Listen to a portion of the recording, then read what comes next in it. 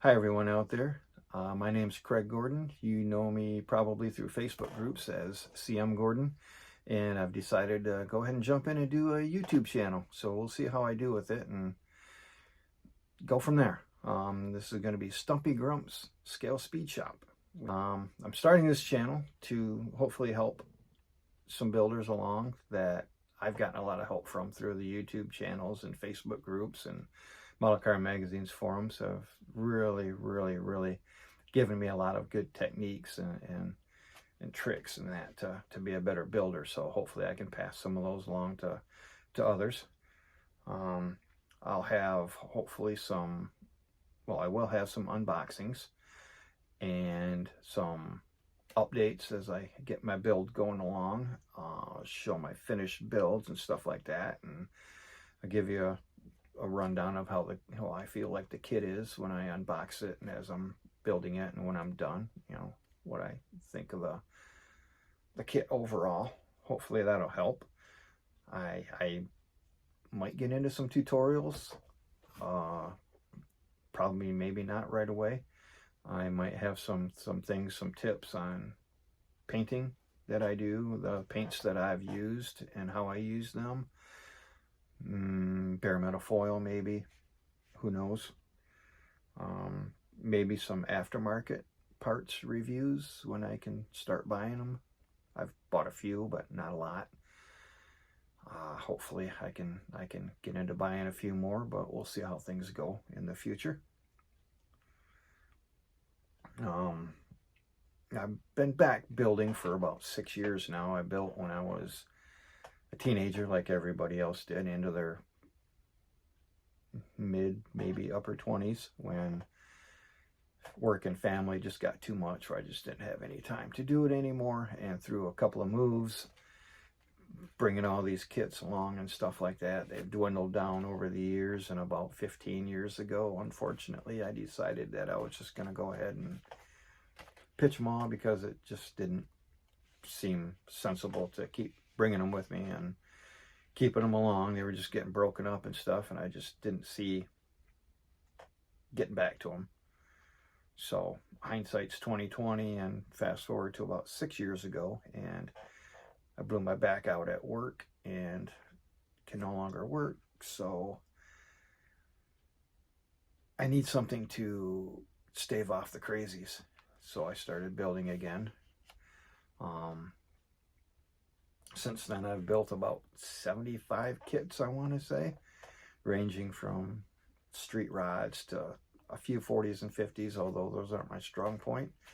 Mostly 60s and 70s, muscle cars, day twos, a few modifications like aftermarket rims and like the Kragers or whatever, and the cowl induction hoods and stuff like that. And of course, obviously, some of them are not factory colors and some of them are.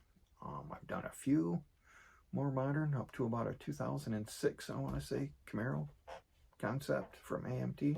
But generally speaking, my wheelhouse is the 60s and 70s muscle cars, but I will get into the other bits and pieces too. They're pretty fun, but not my main area.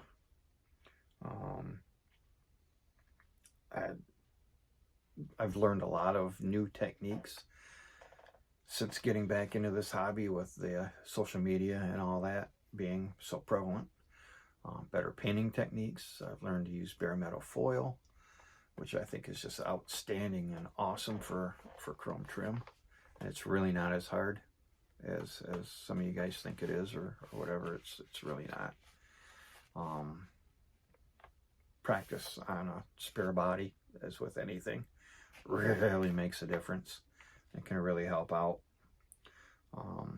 I did mostly use rattle cans when I first started, and eventually I did buy a compressor and an airbrush, and have gotten to taking a liking really to the craft paints, the water-based paints, Createx, because I live in Michigan and it's cold 6 months out of the year, and you really can't paint to a certain degree. A lot of people do, great for them. I paint in my shed, so it's a little bit of a walk back and forth to the shed, so I don't want to let things get too cold. So I got to painting things in the summer, end of summer, and building throughout the rest of winter with what I've painted. And if I go too fast, then I can't build, obviously.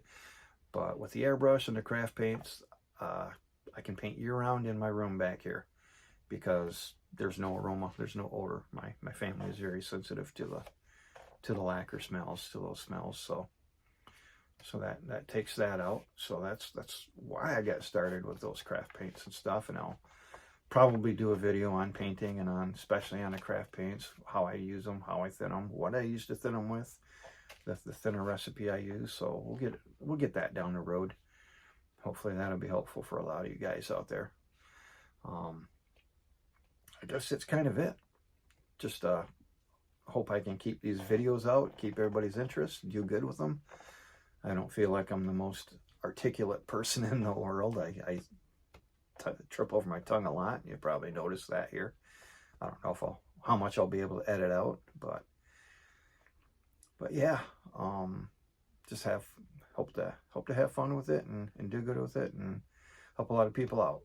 I'll end this segment of things, my introduction, and I'll go on to showing you guys my most recent build, that Model A Roadster, in just a second. Let me get the camera turned around and we'll get on that. Okay, so we're back. We have the camera turned around and I have the Roadster under the box here, ready for its unveiling on video. I've already had the pictures taken out on Facebook and that, so it's been seen before, but here's its video debut.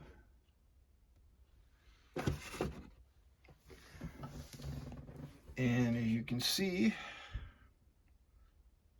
I have the opening trunk, a first for me, hinging it and whatnot.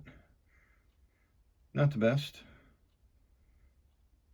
but it does a job. I do need to get some different kind of tubing that maybe holds the wire in place, or in place, so I don't have to have the prop rod on there. But this time I need the prop rod.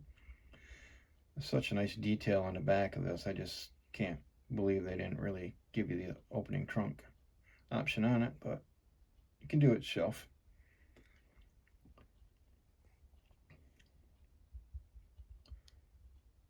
Tanks a lot. That came from actually the AMT mod rod kit, also another 29 Ford.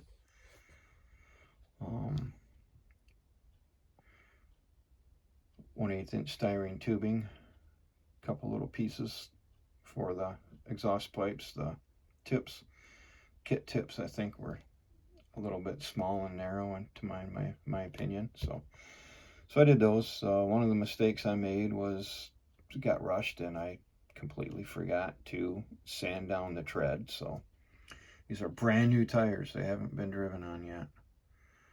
Ain't that great? Clear blue Tamiya for the battery box, and gas cap cover for the fuel cell. This is a custom mix of craft paints, metallic craft paints, which you'll hear me say a lot because that's what I mostly use.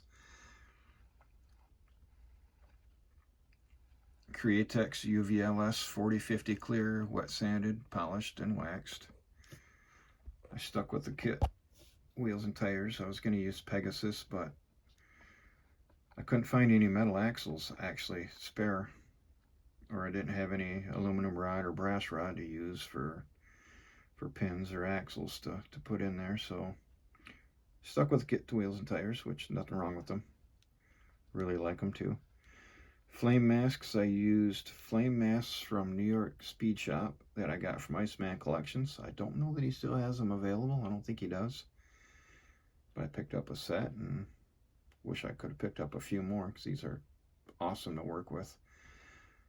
A few user errors from not using anything like that before, but otherwise pretty happy with them, you know. XL coil from Morgan Automotive Detail, Mad Modeling. Ignition wires. Outside of that, this thing is box stock outside of the coil and the wires. Right out of the box. I use Createx Pearl Silver Anita's galvanized tin, and some Deco Art Extreme Sheen Obsidian for the flames. Really like them. Tamiya panel line accent and the radiator to get those out. The other side there. Sorry if the camera's wiggly. I don't have a selfie stick or anything like that. I'm just holding on to it, trying to give you guys the best view I can. On the other side of the flames. I thought I made a few mistakes being the first time using them, but I'm really happy with them regardless. I really like them. Love the color. I was going to do it in Duplicolor Bahama Blue, but user error again on that. I forgot how to paint for a moment and screwed up the paint job and had to sand it all down, and then I just mixed up the craft paint for a different one because I didn't want to mess with the Duplicolor again. The interior, apple barrel white, it's plain white with apple barrel Admiral Blue. I used embossing powder for the carpet, white embossing powder that I painted Admiral Blue. I did wood grain on the steering wheel, just various coats of craft paint. I used, khaki, a nutmeg brown, and a honey brown with a very light dry brushing of black. Kit decals for the gauge cluster. Don't know, can't really see it too well. Eyeball. That was supposed to be for the shifter, I think. I thought it looked pretty cool as a horn button. And I used Tamiya clear blue on the shifter knob to go with the blue. Revell decal for the license plate. Actually came from the 41 Willys Pro Street Coupe. But there it is. Really cool little hot rod. Awesome kit. Really awesome kit. I only bought one. I only have one, so would love to get a few more and do a few more. I already got some ideas running in my head for them, so hopefully I can do that sometime soon. But there it is. My most recent completed project. I'll do a quick show of my next project in just a second. Let me move this out of the way and get that box, and I'll be right back. Okay, so I'm back, and this will be my next project, the 69 Chevy Yenko Nova. I won't be doing it as a Yenko. I do have ideas for it. I will use probably this folk art peridot, or maybe I'll mix up, I already mixed up a custom batch. It's kind of a light green metallic that I want to do. I'm going to do it as kind of a plain Jane sleeper with a big block engine.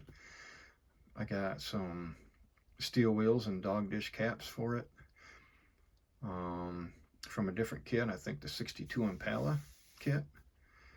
Revell 2-in-1 or 3-in-1. And obviously the big block engine from this kit.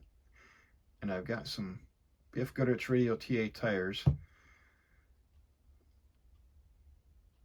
A little bit bigger ones in the back to give you that little bit of a street rod, street machine look. Not too big, not too telling. If it's going to be a sleeper, you can't really have too fat of tires back there. But those would be some Fireball model work. There. Decals, I won't be too much on the decals, but I will do an unboxing with this, so I'm not going to show too much.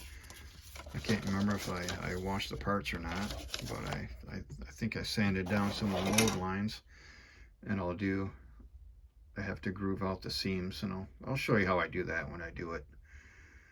And I do a more of an unboxing on this one, but I'm gonna get too far ahead of myself here like I usually do. We'll put that away, and please like and subscribe. Hopefully you like my channel, my first video so far. And that's pretty much it. I'll see you next time. Thanks for watching.